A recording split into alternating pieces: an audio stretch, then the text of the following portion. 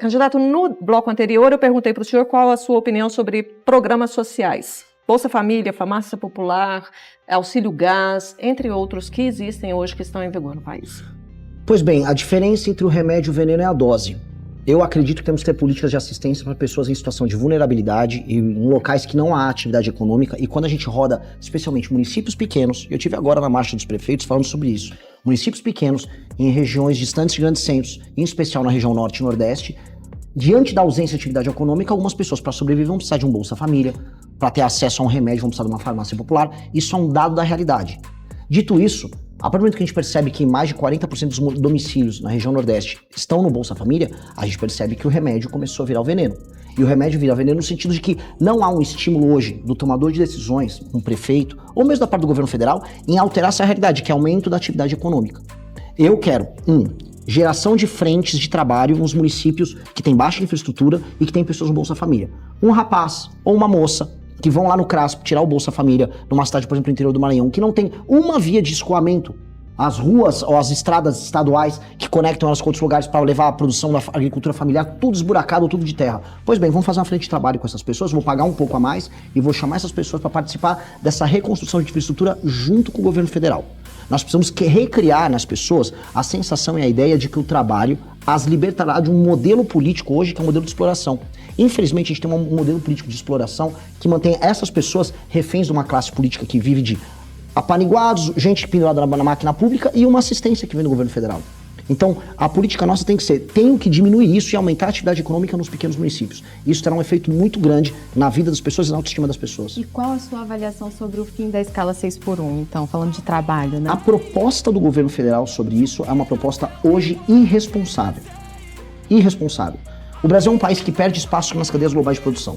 A gente está falando de ter emprego de qualidade. Então você vai pegar uma fábrica que tem em Sorocaba, lá em São Paulo, que trabalha como a Gestamp, para dar nome, que produz e entrega aparelhos ligados à indústria automotiva para o mundo inteiro, vão perder as cadeias globais de produção, a gente vai perder emprego e vai se isolar. Pessoas que trabalham em pequenos restaurantes e pequenos serviços que não dispõem de um capital de giro, ainda mais um país com juros altos como o Brasil, tá? Não vão ter condição de arcar com isso. Essas pessoas, uma parte vão para a informalidade, outros o negócio vai fechar, especialmente os altamente sindicalizados. O governo não está se importando com isso, especialmente hoje numa trajetória de aumento de impostos sobre os negócios. Então, o que nós precisamos fazer? Nós precisamos flexibilizar o mercado de trabalho, aumentar a agenda de competitividade do Brasil. O que o senhor chama de flexibilizar o mercado de trabalho? As pessoas têm que ser mais autônomas para fazer contratações e demissões. E as relações de trabalho entre as partes... O senhor está falando de trabalho sem a CLT? Sim. Até em negociação direta, empregado-patrão? Empregado e patrão, mantendo a existência de sindicatos e, na verdade, ampliando a existência de sindicatos para um modelo de competição entre sindicatos nas mesmas áreas e setores e regiões. Mas para quem não tem sindicato, não é sindicalizado? Você está no país que você tem sindicato até para onde você não precisa. Hoje desculpa, mas nós estamos vivendo um cenário de absurdo enfraquecimento dos sindicatos desde o governo Temer, aprofundado pelo governo Bolsonaro, pela gestão do governo Bolsonaro. Eu prefiro o enfraquecimento do sindicato que o enfraquecimento do emprego, porque o emprego formal... Mas então o senhor está entrando em contradição, o senhor acabou de dizer que tem sindicato para todo lado. De maneira alguma. Porque o que eu estou propondo não é um monopólio sindical como a gente tem nos setores. É uma competição de sindicatos, o melhor atendimento das pessoas. Hoje o próprio sindicato não tem estímulo nenhum em fazer um atendimento de um acordo setorial que seja benéfico para haver contratação. Até porque as novas contratações não são CLT. O mundo do serviço no Brasil está contratando todo mundo por MEI. Se eu rodar aqui dentro, talvez no próprio Correio Brasilense, boa parte das pessoas sejam MEI. E não são empreendedores individuais. O MEI, no fundo, é o regime alternativo de contratação para fora além da CLT. Porque quem está contratando as pessoas hoje está contratando por MEI. Então, e aí sem qualquer direito trabalhista também. Mas, na prática, por isso nós precisamos de uma lei que entenda que o MEI, no fundo, não é um empreendedor individual, ele é uma pessoa que está trabalhando, e atendendo a demanda do empregador e do empregado de um regime mais flexível. O senhor defende, então, o fim da CLT? Olha, eu gostaria de chegar no horizonte que a CLT perca totalmente a função, porque era um modelo de contratação dos anos 40, uma realidade industrial de um mundo altamente verticalizado que já não existe mais. Hoje as pessoas constroem suas carreiras em múltiplas empresas, muitas pessoas se tornam empreendedores de si, e o mundo vai ficar agora com inteligência artificial cada vez mais assim. Mas nós temos uma massa da população, candidato, que não tem toda essa formação e essa capacitação para gerenciar a própria carreira, e isso é uma realidade no país e na maioria da população.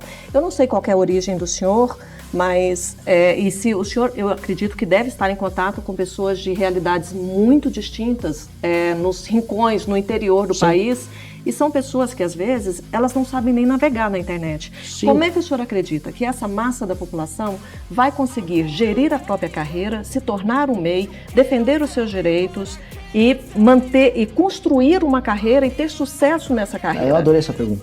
Porque se eu for nos rincões, como eu fui, eu não vi nenhum outro pré-candidato nos rincões, nem existe oportunidade de trabalhar para essa pessoa. Aí eu volto para a pergunta anterior que vocês me colocaram, você está no Bolsa Família.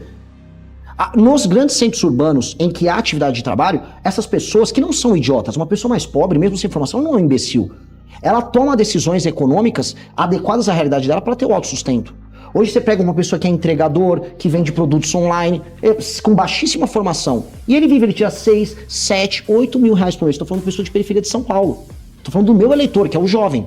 Esse jovem aprendeu a navegar nesse mundo. Primeiro porque ele não é um imbecil completo, ele é capaz de se defender. Segundo, que isso não é tão complexo assim. E terceiro, que os países que concorrem conosco no mundo, que a gente não concorre com a Suécia, não concorre com a Inglaterra, a gente concorre com o Vietnã, a gente concorre com a Índia, a gente concorre com a China, tem regimes flexíveis.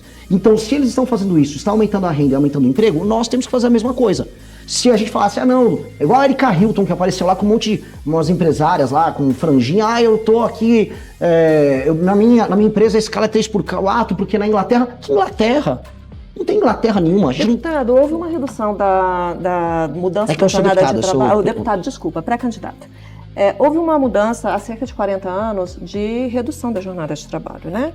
E o país continuou se desenvolvendo. As pessoas continuaram com... Não continuou. Continuou, deputado. O senhor como pré-candidato está a par dos números e dos índices de desenvolvimento do país. O país cresceu muito, o país hoje é um expoente na América do Sul e é um expoente no mundo. Não é. Por que o senhor acha que a redução da escala 6/1 vai fazer um retrocesso e vai fazer a economia... Eu vou pedir para o nosso espectador acompanhar todos os gráficos de produtividade do Brasil perante o mundo. E o gráfico assustador. A produtividade é a quantidade de dinheiro que uma pessoa faz por hora de trabalho. O Brasil está estagnado. Nos últimos, justamente o exemplo que você usou foi bem infeliz. Nos últimos 40 anos.